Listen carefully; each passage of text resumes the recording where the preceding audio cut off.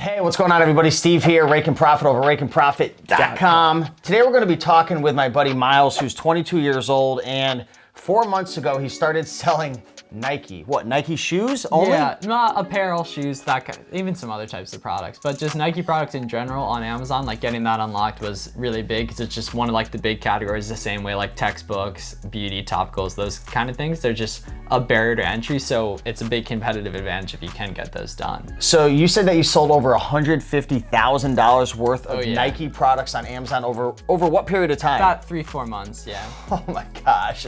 So in today's video, we're going to be talking to Miles, again, who's 22 years old. He sells about $50,000 a month on Amazon, selling all different types of apparel. But specifically today, we're going to talk about how to sell Nike. We're going to talk about Nike outlets. We're going to talk about some of the different products that you can sell. And we're going to give some advice for how you can start making money online with Nike. We're not trying to sell you anything in this video. This isn't like, we're not trying to sell you like a Nike ungated service. Like we're literally just trying to share exactly what Miles is doing, how Miles is making this happen, and kind of how you can add this to your business.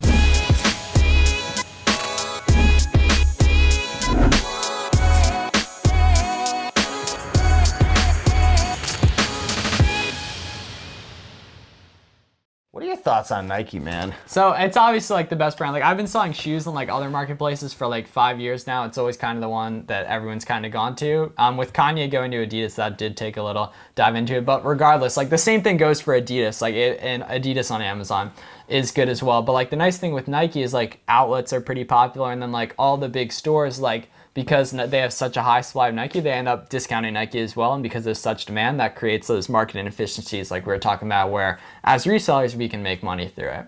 So you're literally looking for different places to be able to buy it for how much of a discount typically? Yeah, so I typically, like I'd say on average, like 30 to like 50% off the retail price, and then selling like around the retail price in terms of like the sale. So like after the fees and everything, you make like 30% ROI around that. Gotcha. Okay, so you're finding these items, and what's the most like prominent way or dominant way that you're finding Nike products? Yeah, so it started out with just tactical arbitrage, using that and using a like plugin called Tactical Expander, and then gradually, because I have experience shoe reselling, I kind of know different ways to like find discounts and all that, and just kind of built out like my own method of finding replenishables. But what a lot of people don't know, and this is applicable for selling literally any type of stuff on Amazon, is you can look at your competitors on Amazon stores, right? You can see what types of stuff they're selling. And this isn't applicable for like books mainly, but like for literally anything else, arbitrage, wholesale, right? If you like look up like a Nike shoe, right? That person probably doesn't have an account with Nike where they're buying wholesale. I can almost guarantee they're buying it arbitrage, right? Probably not. And because arbitrage, it's literally available to any of us, they wouldn't be selling it if it wasn't profitable. So they're probably getting it from a Nike outlet or like other retail stores, or doing online arbitrage. And so you can, gradually find out different items and stuff by looking at other people's stores too. Interesting. I had a buddy, John, who at one point he was selling hundreds of thousands of dollars worth of shoes per month. Like they were doing millions of dollars a year. And I forgot what software he was using. I don't know if you know what it was, but when he was buying shoes, he would run a software through Amazon, and it would tell him what sizes were selling the best. Oh, that's because interesting. That's a way that you can get in trouble if you buy the wrong sizes. Some sizes sell a lot better than others, and feel free to disagree. I'm obviously not a shoe expert, but that's what he told me, and I know he was a big fish. Yeah, and he was probably doing massive volume, so it probably really didn't matter. Exactly. And I kind of like, the nice thing is a lot of the stuff I buy is fairly replenishable, so I don't have to go too deep into anything, right? And at the scale I'm doing, I don't have the money to go super deep into stuff. So using Keepa charts, which if you don't know, Keepa is like $15 a month. It's a Chrome extension, and it gives you so much more advanced data, because all Amazon really gives you is the review count and the sales rank for an item, which is obviously how it sells in respect to the other items in its category. But Keepa and sales rank, it's instantaneous, and Keepa gives you the data over the last 6 months, 12 months, the lifetime of that product, so you can see what the buy box is, what its sales rank was, and you can get like the average sales rank, and you can kind of assess not only how it's selling right now, but you can assess how it's sold over time.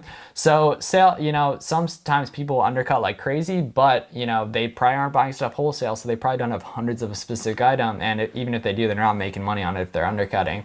So I don't worry too much about specific sizes. For like StockX and stuff, back when I was doing that, size is super important because the volume's so much lower. But because the volume's a lot higher on Amazon, and it's like everyone's buying shoes, like just basic shoes, on Amazon, orange box, red box, all that. There's a lot more replenishability and there's a lot higher volume, so undercutters aren't as much of an issue, and there's that massive competitive advantage of being ungated in the same way. Like for the beauty category and all these things, and textbooks, there's a barrier of entry to get into them, so the people selling them are more serious. What advice would you say to the people who are like, you know what, I'm not going to go out and get wholesale invoices to be approved to sell Nike because everyone's telling me that there's too much competition, that it's dying, that it's not working. I've been hearing this for 7 years. Exactly. I've been hearing this forever about every little way to make money online. It's dead, it's dying, there's too much competition, don't waste your time. Yeah, so I mean, clearly if it's working for other people, it can work for you. And then at the same time, like there's a lot worse ways to make money than reselling. So like sometimes you can put in work up front and then have a replenishable item, or you can pay a little bit of money to join a leads list or a Discord or those kind of things like we were talking about, that'll literally just feed you leads and everything. And so if it's working for someone else, it can work for you. It just ultimately is going to take, work and effort, just like anything else, right? We're not in Lamborghinis and private jets, like selling you something. No, like we're just, full-time resellers doing our thing. And if it can work for us, it can work for you. Yeah, and I'll put a little card up here or check the link down below in the description. He keeps referring to a video that we recorded before. Yeah. We did a full video on his story of how he's doing over $50,000 a month. He's built a portfolio at 22 years old of 180,000. By the time this video comes out, maybe you'll hit that 200K. Hopefully, yeah. We'll get on that. So what I find interesting about reselling, and not to be negative, but I'm just trying to be real because there's too many videos where it just sounds like everything's so peachy. Mm-hmm. You know how you can have two different people, like for yourself, you're selling Nike and you're being, you're successful, you're making money, you're making about what, 20% profit on. Yeah. So if you sold 100 and let's just say 150,000, that means you probably made about 30% profit. So you're maybe making like 30K profit, 5 to 7K, 8K a month doing it. Like over the 4 months or so that I've been doing this model, the OA model. But to be real, and what I find interesting is you can have two people. You could have one person like Miles who's doing it successful, and then you could have another person who's doing it and they're failing and they're not making money and they're losing money, and who knows, like they can get their Amazon account shut down. What would you say are some of the biggest mistakes that people need to avoid if they're going to get into selling Nike or just selling on Amazon in general, but maybe we can gear it towards Nike? Yeah, scarcity mindset, being afraid of other resellers, not giving away secrets. Wow. Those I'll just tell them how you really feel. Blunt. But yeah, I post a ton of content daily, YouTube, Instagram, all that. And because I put stuff out, other people get value from me, at least I hope, and then in return, then they get pissed at you later on. True, yeah, but and then other people, I'm able to make friends and everything, and there's only so much capital I can have access to buy these different products, but other people have, leads that they give me and vice versa, and I'd much rather have my friends win than just some other random people. So by building a network and not being afraid of talking about what you do and giving away different things, you create little ecosystems and friend groups that then you can all win more together. That famous quote and saying, your network is your net worth. Oh yeah. And when you're first getting started and you're new, when I first started 7 years ago, I thought it was a bunch of BS. I was like, this makes no sense. I was reading Think and Grow Rich and hearing all this, and I'm like, this doesn't make sense. But when you start getting deeper into your business and you start scaling and you actually start to deal with the different challenges, when you have people who can help you through obstacles, whether it's through information or with capital or with just leads, you really get to notice the ROI in it fairly quickly. Definitely. So that's big. What other mistakes would you say that, let's just say someone's watching now, they're new, they're like, oh my gosh, I'm working a job, I'm miserable, I'm making a couple $1,000s. I would love to do this on the side or start it full time. What's something that maybe they have no idea about that they can make a mistake of? Yeah, so I'd say a lot of people are scared of software costs when it'll just, you gotta consider what you value your time at, right? Because Inventory Lab's $50 a month, right? Keepa's $15 a month, but Keepa, it saves you, it gives you a lot more data on stuff, so you can make better buying decisions. So you won't buy stuff that doesn't sell, and you will buy stuff that does sell, so you end up making more money. That's $15 a month. And Inventory Lab the same way for, tracking your metrics and listing stuff, and not being afraid of these little costs and valuing the bigger picture, that if you can spend, $20 on a software that's either going to make you 500, 1,000, whatever, or it's going to save you time, you'll have more time to go after sourcing and stuff, which is a higher ROI activity. Yeah, and the other video that I was referencing, again, you could watch that link in the description. We go in more detail. We gave the advice to the beginner, to the new person who's trying to get into this model, to just start with thrift stores, garage sales, start selling stuff around your house, because you want to build up some capital and you want to build up some confidence. And I know you've built your net worth up to $180,000. Yeah.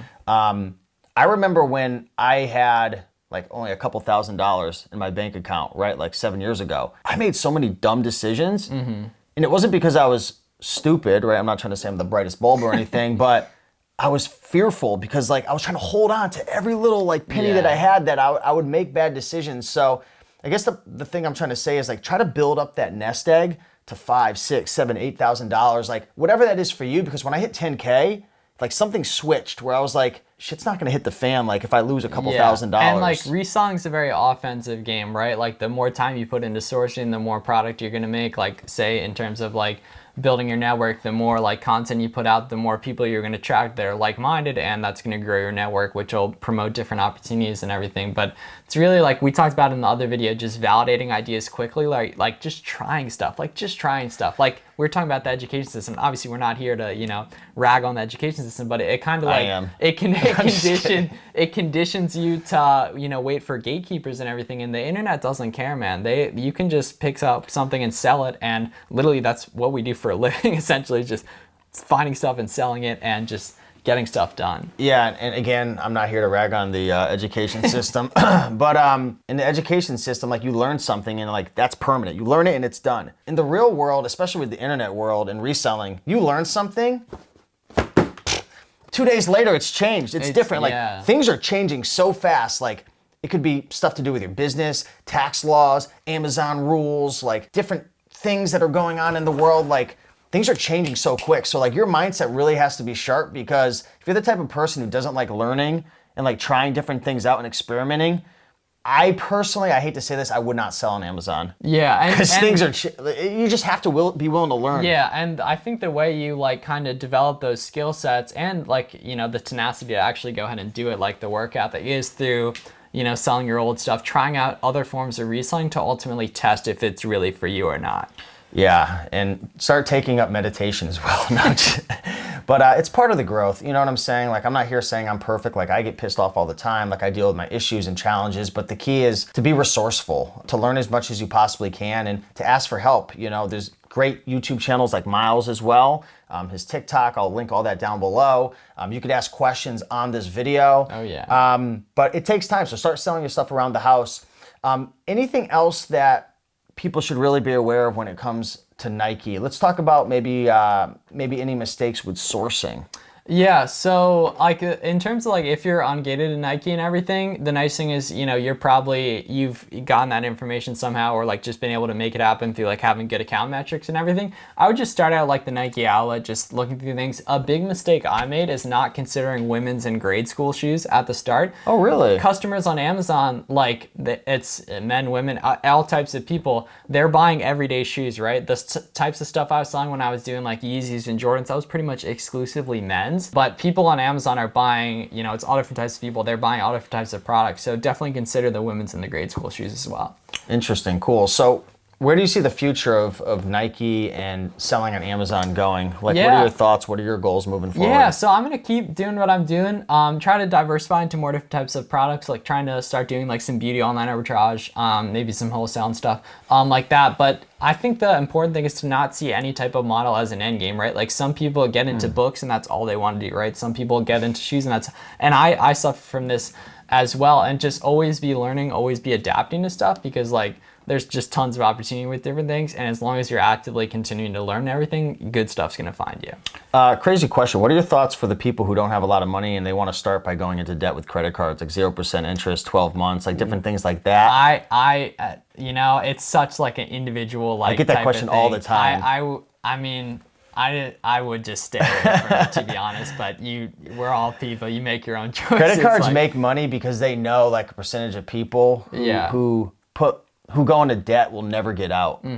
So I guess you have to ask yourself that question. I get that question all the time. Yeah, and I just honestly, like, I struggle to answer that just because everyone's situation is so different and people have different like risk tolerances and everything. So I think you really just got to consider your own situation. I use credit cards for everything, but I have money back. Oh, I do too. Literally, it's the exact same way, and you get to pocket, 1%, 2% extra stuff, which over hundreds of thousands of dollars talking about serious money and all that, but you just have to consider your own individual situation and risk tolerance and all that. So right now you're doing 50,000 a month. When I talk to you a year from now, where are we going to be? I mean, probably, hopefully around like 6 figures a month and all that, with like nicer margins. But like, I'm not here to build like a massive multi-million dollar Amazon business. I want to enjoy life and everything. I want to, have a big content side of the business and all that too. So, I mean, that's a good question, but whatever I'm going to do, and I'm going to keep, stacking passive investments and not just focus on the reselling part, because I think a lot of resellers focus way too much on just the reselling part of their business, and they're not, building social media pages or anything like that, and then their one account shut down or capital issue away from, stunting a lot of growth. Yeah, and I'm just going to touch on this for 30 seconds, but some of the mentors that I look up to in the Amazon space, some of my mentors are Dan Metters and a guy named Dylan. They run the wholesale formula. They made tons of money from wholesale, like millions, but guess what? They took their money and they diversified it into index funds, into stocks, into different businesses, right, into crypto, all different types of things. So you start to kind of diversify. Yeah. And if one thing falls down, you have these other things. So that's just something to think about. We might talk about that in another video. Yeah, that's definitely important stuff as well. That's a whole nother tangent right there. But with that being said, if you enjoyed this video, hit that like button down below. Show some love. Go over to Miles' YouTube, TikTok, Discord. Yep, just flips the number 4 Miles. I post daily on all those platforms. If you enjoy Steve's content, I hope you'll enjoy mine as well. Absolutely. Leave a comment. Let us know if you have any questions. Drop a comment down below, and we'll see if Miles could get in there, answer some questions. I'll help out as well. And subscribe if you haven't already. Hit that like button if you enjoyed it, and we'll see you in the next one. Bye.